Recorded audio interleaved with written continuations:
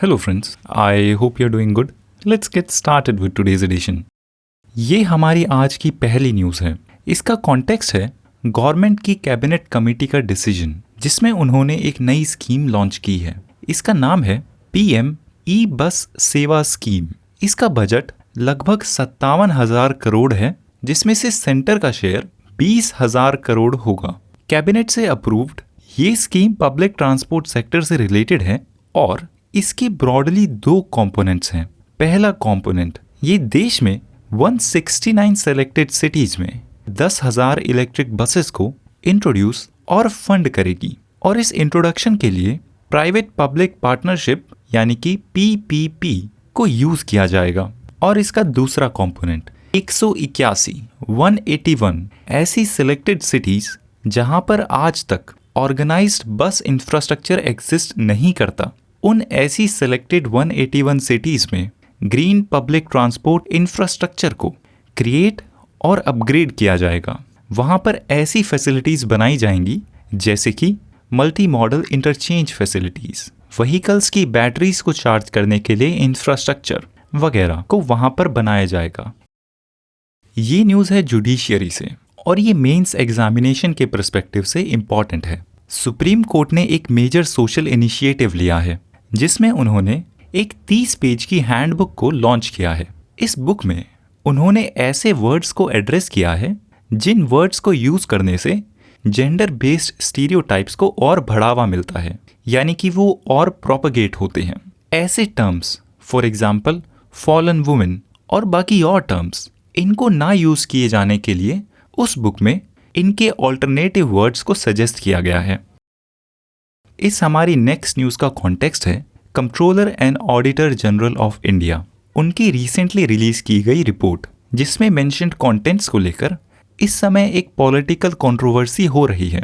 Civil services examination के perspective से ये न्यूज़ एक मेजर पॉलिटी एंड गवर्नेंस के topic controller and auditor general से रिलेटेड है। इट इज़ एक्सपेक्टेड कि आपको CAG के बारे में पता होगा। ब्रीफली अगर CAG की बात करें तो ये एक कॉन्स्टिट्यूशनल ऑफिस है और एम्पावर्ड है आर्टिकल 176 से। CAG Indian audits and accounts department को हेड करते हैं। He is appointed by the president. He holds office for a period of 6 years और इनका रिमूवल सिर्फ पार्लियामेंट कर सकता है यूजिंग द सेम प्रोसेस जो सुप्रीम कोर्ट के जज को हटाने का प्रोसेस है। CAG से रिलेटेड सारी डिटेल्स आपको अपनी स्टैंडर्ड पॉलिटी एंड गवर्नेंस की बुक में मिल जाएगी या फिर इस वीडियो के डिस्क्रिप्शन में इंक्लूडेड नोट्स में भी मिल जाएगी। ये हमारी नेक्स्ट न्यूज़ भी गवर्नमेंट की रिसेंटली हुई कैबिनेट कमेटी मीटिंग से रिलेटेड है। गवर्नमेंट ने अपनी flagship scheme digital India programme को 5 साल के लिए और एक्सटेंड कर दिया है। इसके लिए उन्होंने फंड्स एलोकेट किए हैं और इस डिसीजन में सर्टेन, जो कि आज के समय में बहुत इंपॉर्टेंट इंस्टीट्यूशन है, उसके साइज को भी एक्सपैंड करने के प्रोविजंस हैं। और इसके और डिसीजंस की बात करें तो गवर्नमेंट की उमंग मोबाइल ऐप, जिस पर फिलहाल 1700 गवर्नमेंट सर्विसेज इंक्लूडेड हैं, उन सर्विसेज में 540 और नई सर्विसेज को इंक्लूड किया जाएगा।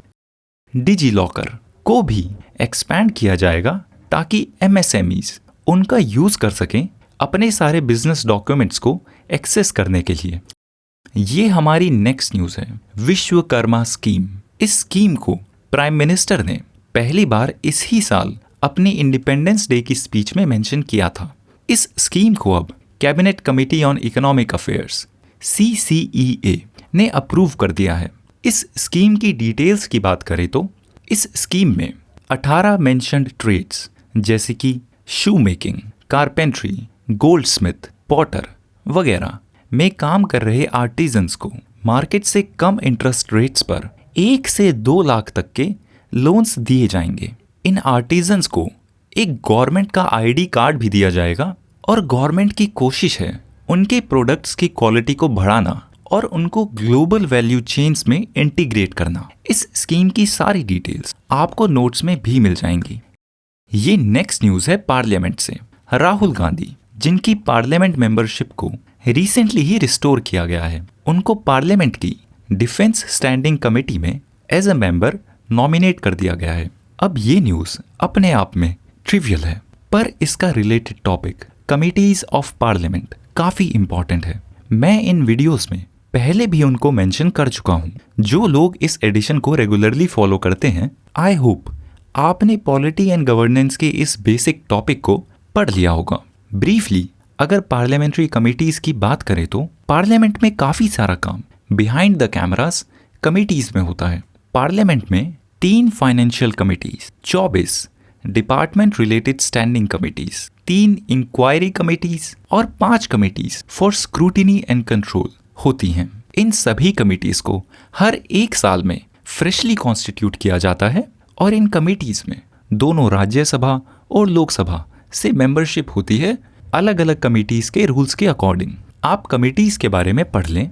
ये प्रिलिमिनरी के पर्सपेक्टिव से एक फंडामेंटल नॉलेज है जिस पर पहले क्वेश्चन भी पूछा जा चुका है। ये हमारी नेक्स्ट न्यूज़ है मिनिस्ट्री ऑफ टेक्सटाइल से। आई होप आपको पता होगा कि गवर्नमेंट का एक मेजर एजेंडा है इंडिया के टेक्सटाइल सेक्टर को एक मेजर प्रोड्यूसर और एक मेजर एक्सपोर्टर बनाने का।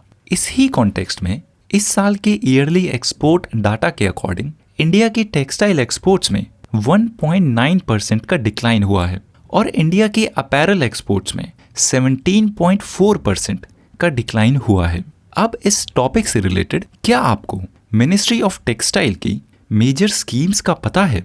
उन स्कीम्स को ब्रीफली मेंशन करें तो पीएम मित्रा इस मिनिस्ट्री की एक मेजर स्कीम है।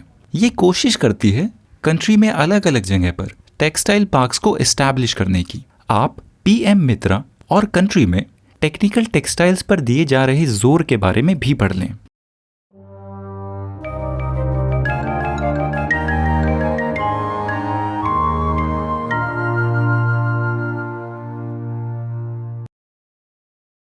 Let's move on to the editorial for today.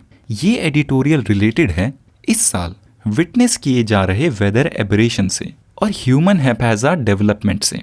इस पीस के ऑथर बोलते हैं कि ये साल एल नीनो ईयर है और एल नीनो फेस होने की वजह से एक्सपेक्टेड था कि इस साल इस देश में रेन्स सप्रेस्ड रहेंगी, पर इस साल जो हुआ है वो इस एक्सपेक्टेशन से टोटली ऑपोजिट है। जुलाई में पंजाब, हिमाचल प्रदेश और उत्तराखंड में रिकॉर्ड ब्रेकिंग रेनफॉल हुई है।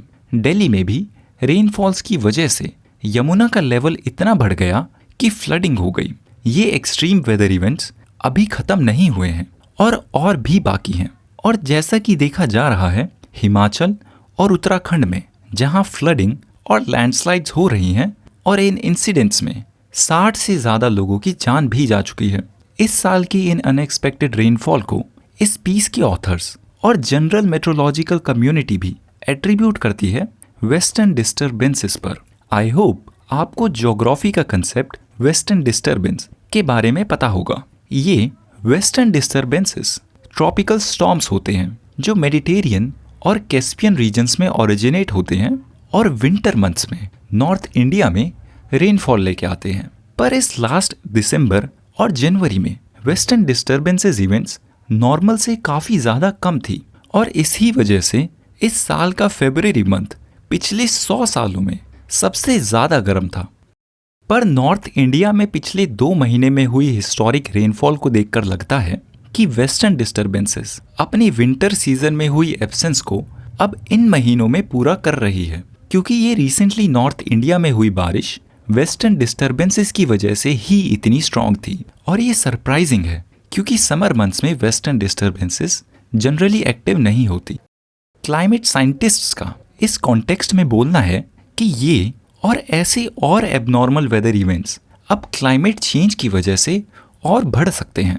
वेस्टर्न डिस्टर्बेंस की इस साल देखी गई एबरेशन को वो एट्रीब्यूट करते हैं आर्कटिक रीजन के टेम्परेचर बढ़ने पर, जिसकी वजह से मॉइस्चर से भरी पोलर जेट स्ट्रीम्स अपने नॉर्मल रास्ते से डेविएट होकर नॉर्थ इंडिया की तरफ आ गई थी।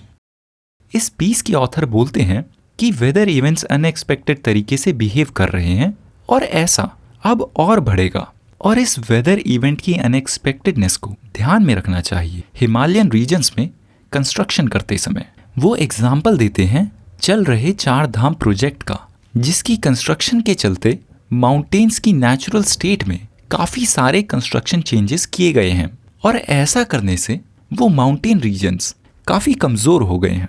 इस पीस के ऑथर्स बोलते हैं कि स्टेट गवर्नमेंट्स डिज़ास्टर हो जाने के बाद उसके शॉर्ट टर्म सॉल्यूशंस जैसे कि सेंटर से कंपनसेशन के फंड्स मांगते हैं, पर ऐसा करने के बजाय गवर्नमेंट्स को प्रोजेक्ट्स को अप्रूवल देने वाले स्टेज पे ही सोचना चाहिए कि ये प्रोजेक्ट पोटेंशियली इकोलॉजिकली डिजास्टर्स तो नहीं है, और अगर ऐसा है तो उस प्रोजेक्ट को अप्रूवल नहीं देनी चाहिए। फ्रेंड्स, आज के लिए इतना ही। See you tomorrow in the next addition.